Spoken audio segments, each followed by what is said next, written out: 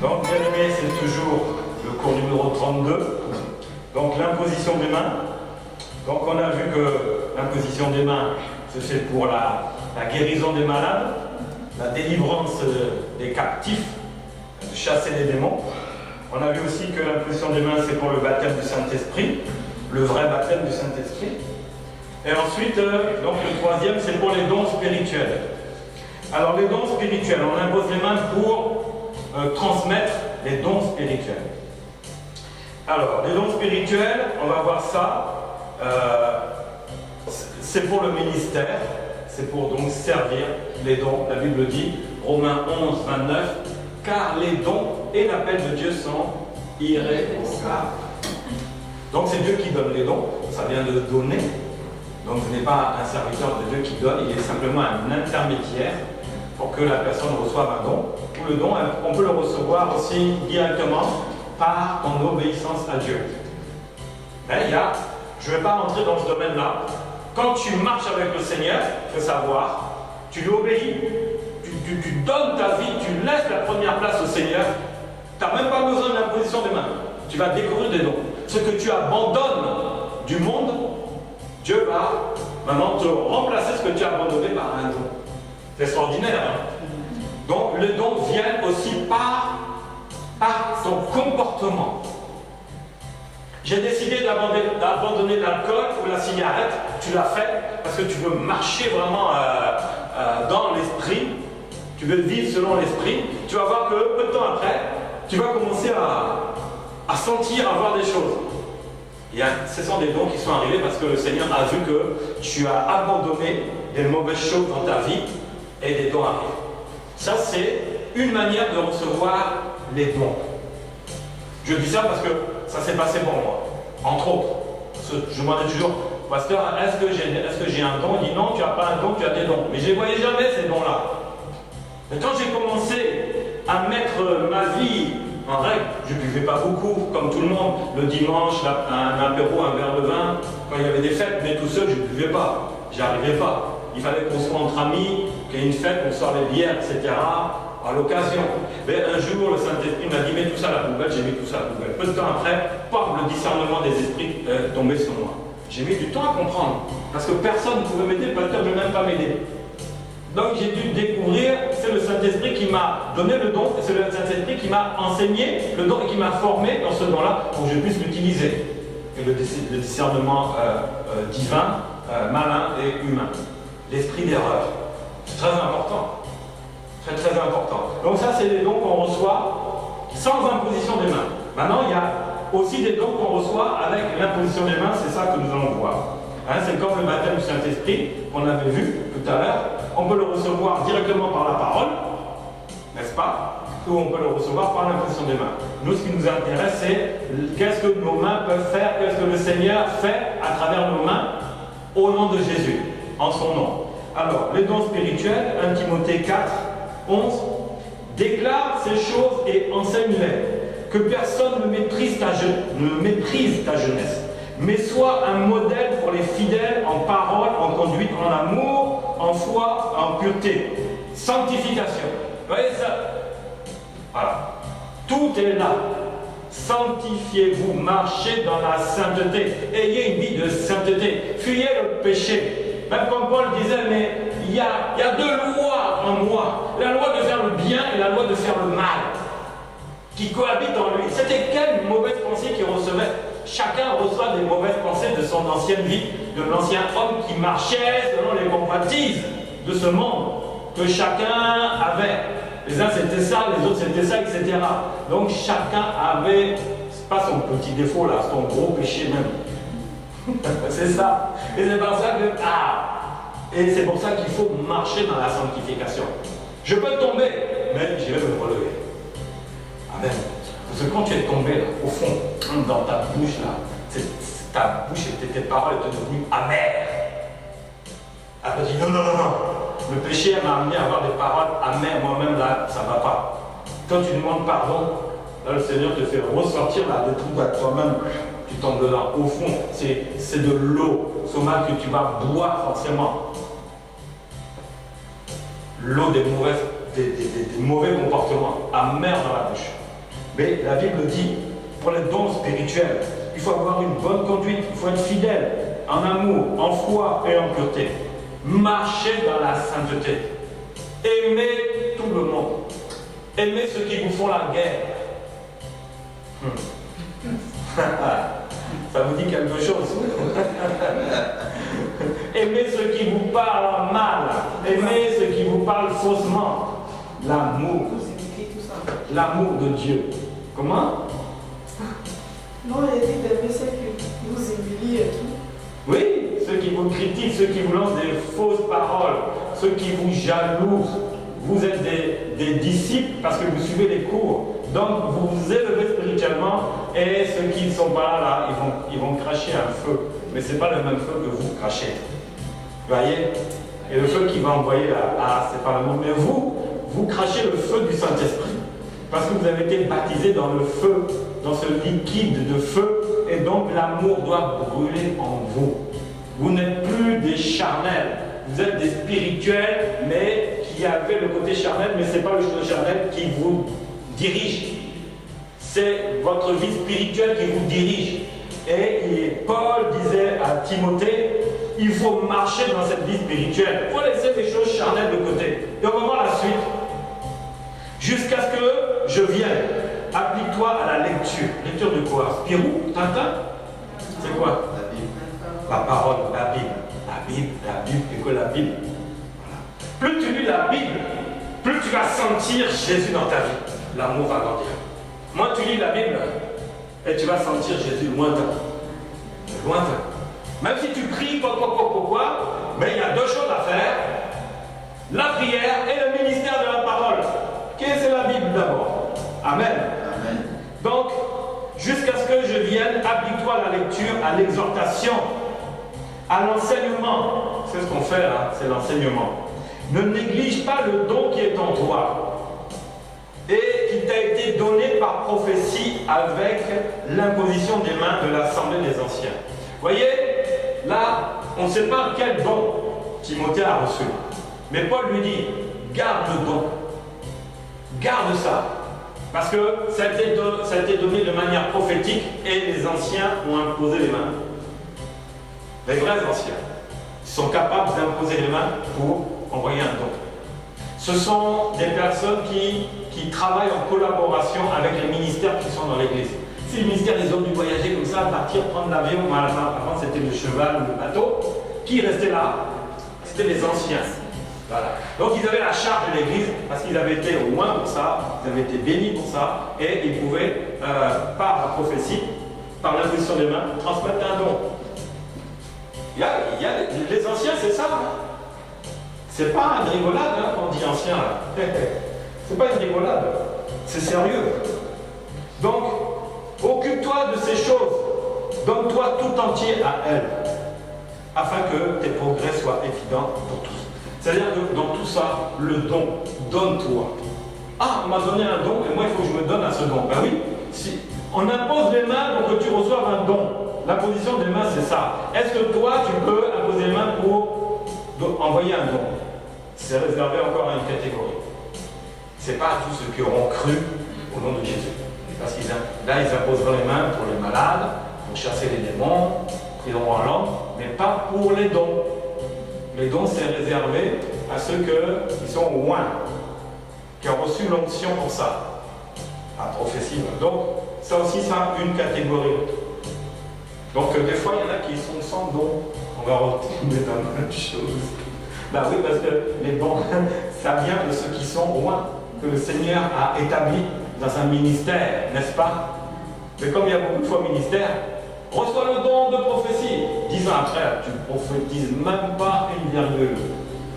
Même pas un point. Rien. Pourquoi?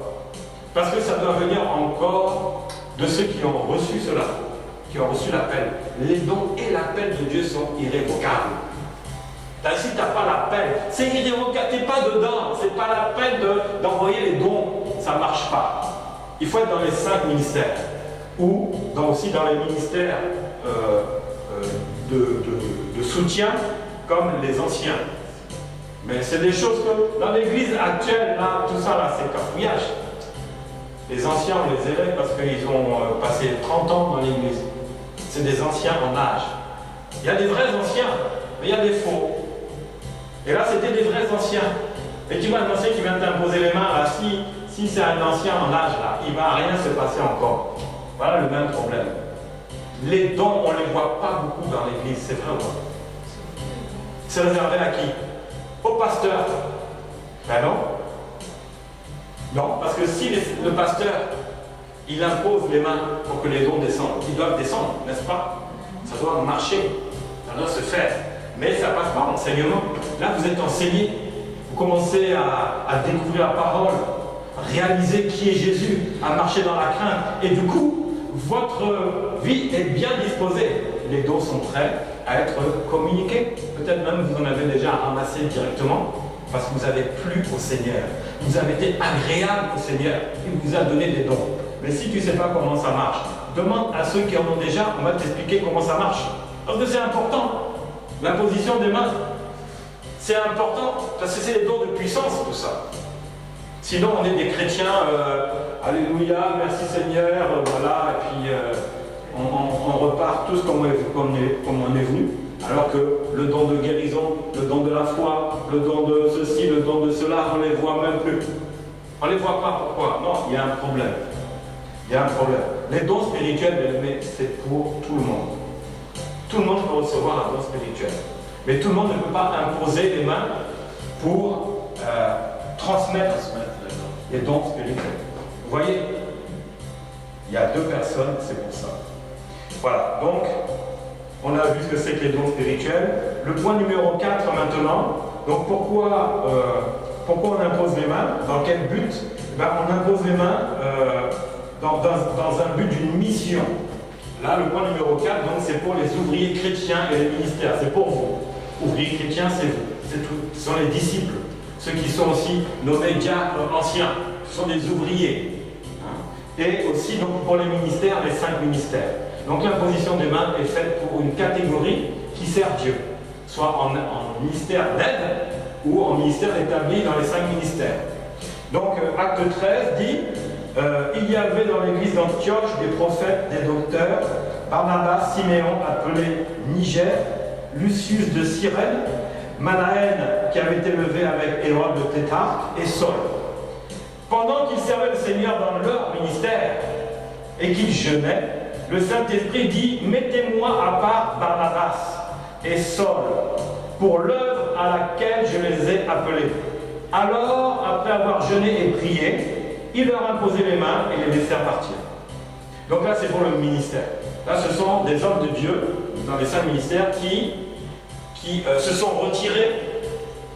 Tout ça, c'est des choses qui se font en dehors. C'est pas dans l'église comme ça, un culte, non. Ça se fait à part. Ils étaient en jeûne, ils étaient en prière, ils étaient ensemble. Ils passaient des temps.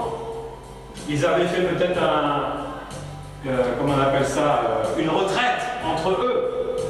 Et le Saint-Esprit leur a dit, dans la prière, dans le jeûne, c'est de là, mettez-les-moi à part. Donc ils étaient en train de prier, en train de demander vraiment la volonté de Dieu. Donc la position des mains, là, ça se fait vraiment par le Saint-Esprit, sans précipitation, mais conduit par le Saint-Esprit. C'est réservé, cette imposition des mains-là est réservée encore à une catégorie que tu peux rentrer dedans, si le Seigneur a mis un appel sur toi. Et donc, il leur imposait les mains et il les laissait partir. Donc cette imposition des mains, c'est pour les commissionner, leur donner une responsabilité et qu'ils aillent dans une mission que le Seigneur a déjà préparée. Donc ça, c'est pour les ministères. Maintenant, il y a l'imposition des mains aussi pour les ouvriers. Alors, dans Acte 6, bon, c'est un passage qu'on connaît. Il s'agit de l'Église qui grandissait. En ce temps-là, le nombre des disciples augmentait. Les hellénistes murmuraient contre les Hébreux parce que les veuves étaient négligées dans la distribution et qui se faisait à chaque jour. Et les 12 apôtres convoquèrent la multitude des disciples et ils leur dirent: il n'est pas convenable que nous laissions la parole de Dieu pour servir aux tables. C'est pourquoi, frères, choisissez parmi vous 7 hommes de qui l'on rendra un bon témoignage, qu'il soit plein d'Esprit Saint, de sagesse, et que nous chargerons de cet emploi. Et nous continuerons à nous appliquer à la prière et au ministère de la parole. Cette proposition plut à l'Assemblée. Ils élurent Étienne, plein de foi et d'Esprit Saint, Philippe, Prochor, Nicanor, Timon, Parménas et Nicolas, prosélytes d'Antioche. Ils les présentèrent aux apôtres, qui, après avoir prié, leur imposèrent les mains. Voyez, tout ça, il n'y a pas de précipitation. Ils ont demandé à l'église, il y avait du monde. Il y avait un monde pas possible. Même les 12 apôtres dans l'église n'arrivaient même plus. Donc, c'est-à-dire qu'il y avait un paquet de chrétiens qui étaient là. 12 apôtres. Déjà, un apôtre, là, ça fait beaucoup de choses. Mais là, 12 apôtres, là, c'était même pas possible. Donc, il y a un moment, là, on ne peut plus prier, on ne peut plus s'occuper du ministère de la parole. Donc, le Seigneur nous dit, vous allez choisir parmi vous 7 personnes. Voilà, on a vu avec des caractéristiques bien précises, remplies de foi, d'onction, du Saint-Esprit, de sagesse, etc. Et l'Assemblée s'est réunie, ils ont trouvé 7 personnes, dont les 2 qu'on connaît le plus, c'est Étienne et Philippe. Et donc, ils les ont présentés aux 12 apôtres. Et les apôtres, qu'est-ce qu'ils ont fait? Ils ont d'abord prié pour voir si c'était bien eux. Que le Seigneur leur a montré, c'est bien eux. Qu'est-ce qu'ils ont fait? Ils leur ont imposé les mains. Et dans cette imposition des mains, c'était pourquoi? En tant que diacre. C'était pour le ministère d'aide.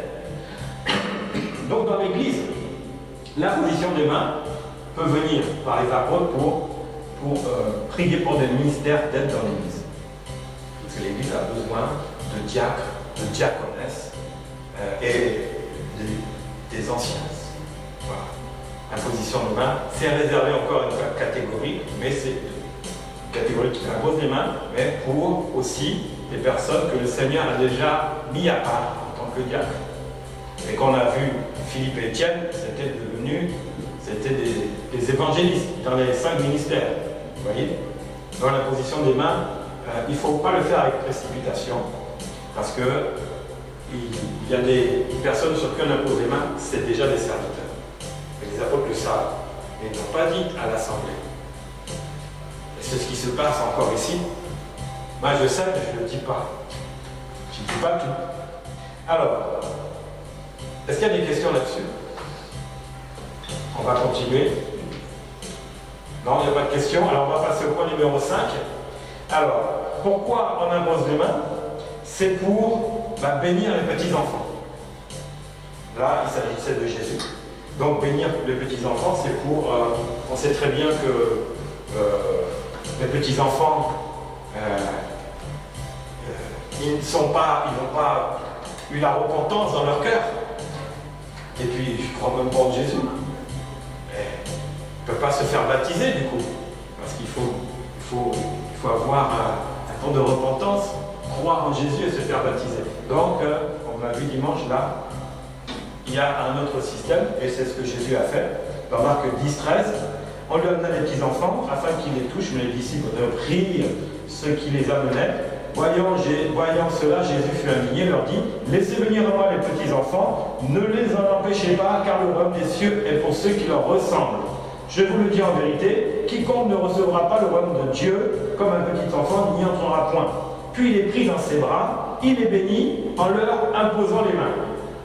Donc, l'imposition, imposer les mains, c'est aussi pour bénir les petits-enfants, les bébés, les nourrissons, pas ceux qui sont adolescents, mais avant tout ce monde-là, on les confie à Jésus pour que le Seigneur les protège.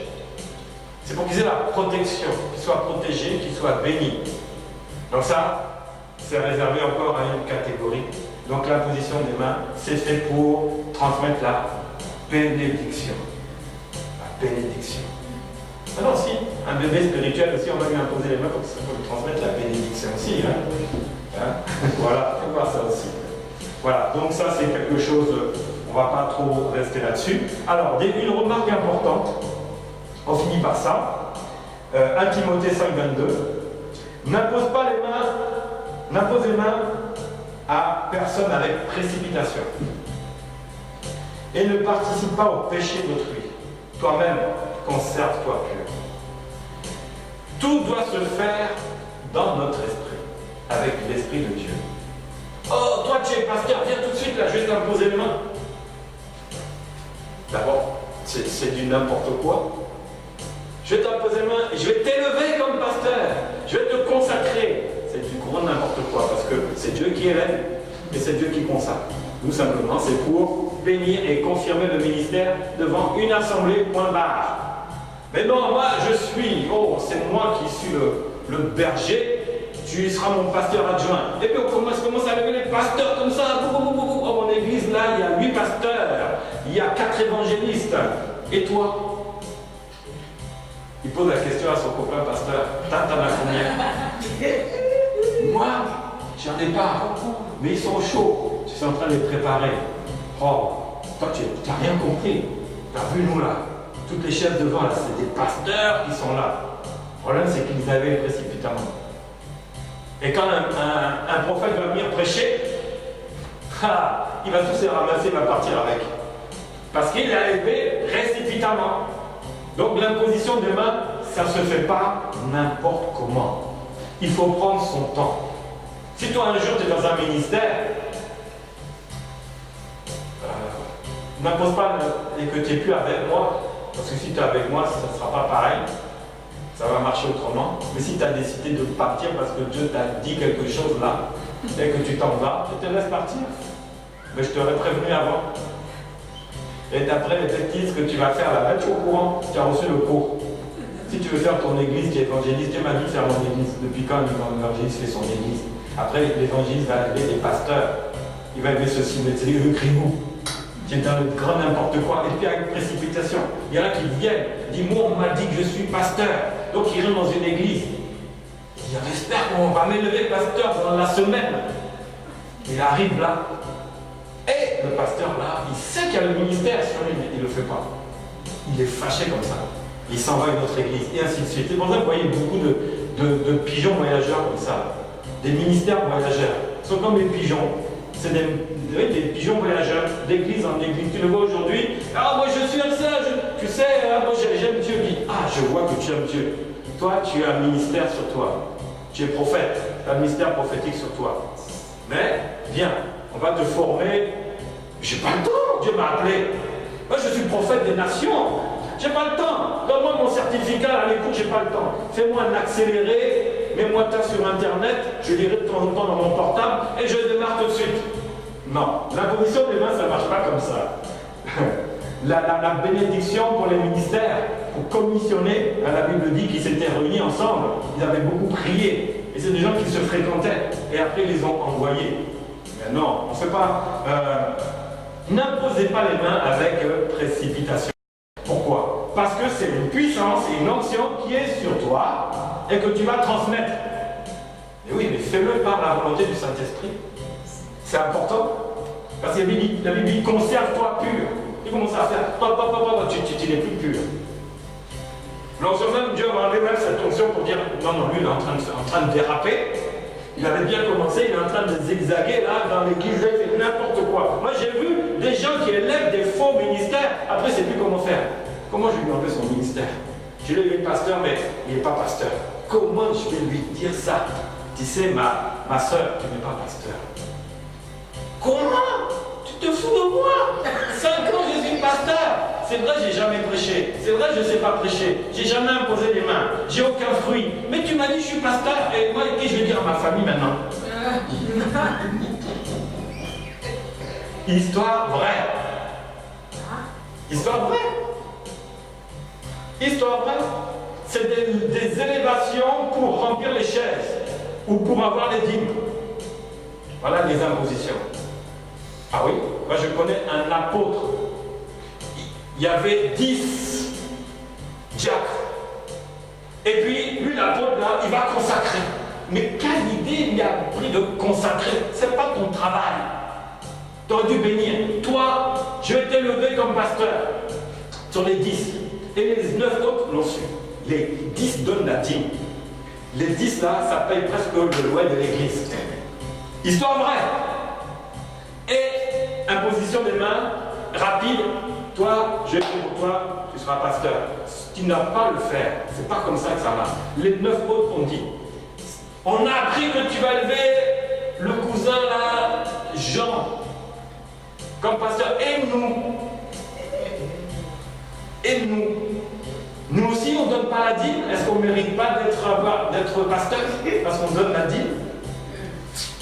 Imposition des mains. L'apôtre la parole s'est retournée contre lui. Qui t'a envoyé pour faire consécration? Il fallait faire des choses dans l'enseignement. Tu ne les as pas bien enseignés, voilà maintenant, paf, ça devient des loups contre toi. Il est coincé. Il se dit, si j'obéis à Dieu, vraiment je vais prier, je vais faire doucement avec l'imposition des mains pour que lui, il est vraiment pasteur. Mais si je fais ça et je dis non aux 9 autres là, mon église est par terre.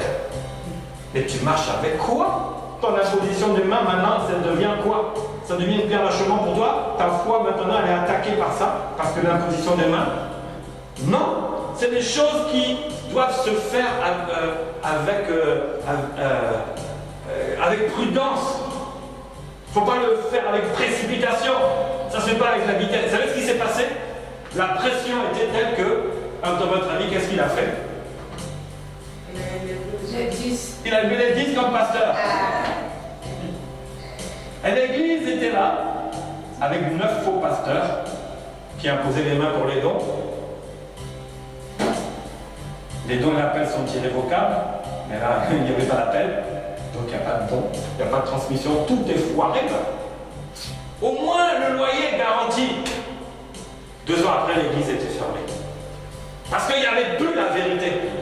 On élève des loups, des faux serviteurs, des faux pasteurs. Donc l'imposition des mains, la Bible dit, il ne faut pas le faire avec précipitation. Il faut le faire délicatement. Il faut former un maximum. Et pas n'importe comment. Sinon, ton ministère là, tu vas te retrouver ministère là, apôtre des nations.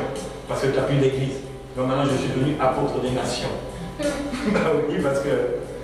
Mais c'est la vérité. Malheureusement, c'est ça. Il ne faut pas... Ensuite, une autre chose, dans les remarques spéciales, il ne faut pas imposer les mains n'importe comment et par n'importe qui. J'en ai parlé. Il faut que ce soit des vrais serviteurs, pas n'importe comment. Donc, je ne vais pas revenir là-dessus, c'est des remarques spéciales. Dans de nombreux cas, seuls les ministères sont autorisés à imposer les mains. On a vu aussi. Il faut être qualifié par Dieu et être prêt pour le faire. Sinon, il n'y aura rien. Et le chrétien va dire, il n'y a rien du tout. Donc, pour terminer, l'imposition des mains, dans toutes ces actions qu'on a dites, tout ce qu'on a cité, doit être pratiqué régulièrement dans l'Église. Voilà. Jésus nous a dit, celui qui croira, il le fera encore. Donc l'imposition des mains doit être pratiquée dans l'Église. Malheureusement, il y a de moins en moins d'églises qui pratiquent l'imposition des mains. C'est pour ça qu'il dit, je m'ennuie dans cette église-là. Oui, parce qu'il y a prédication, on va prier. Ah, merci Seigneur pour la parole, que la parole m'agisse en moi, point barre, au revoir, c'est fini. On n'impose même pas les mains. Le gars qui est malade, là, il est rentré malade, il est ressorti malade parce que la parole n'a rien fait sur lui. Voilà. Les églises doivent pratiquer, malheureusement, elles ne pratiquent plus assez l'imposition des mains. Donc toi qui t'élèves en disciple et voir plus, sache qu'il ne faut pas minimiser ce que Dieu t'a donné. Mais il ne faut pas le faire avec précipitation. Sauf pour un malade, évidemment. N'attends pas que sa jambe pourrisse pour lui imposer les mains. J'ai mal à la jambe, là, je commence à avoir un problème. Oui, mais attends, je vais voir... Non, la précipitation, pas dans la maladie. Si tu sais que toi, ta vie est OK, impose les mains, n'hésite pas une seconde. Ne dis pas que je vais ramasser sa lèpre. Non, non. Ça ne marche pas comme ça. Donc voilà, est-ce qu'il y a des questions à poser? On a vu donc les 3 derniers points. Les dons spirituels, les ouvriers, donc les disciples, les ministères, les 5 ministères, et la bénédiction pour les petits-enfants. Est-ce que tout est clair ou il y a des questions? C'est clair. C'est bon? C'est bon? Que Dieu vous bénisse. Voilà. Et au prochain cours. Amen.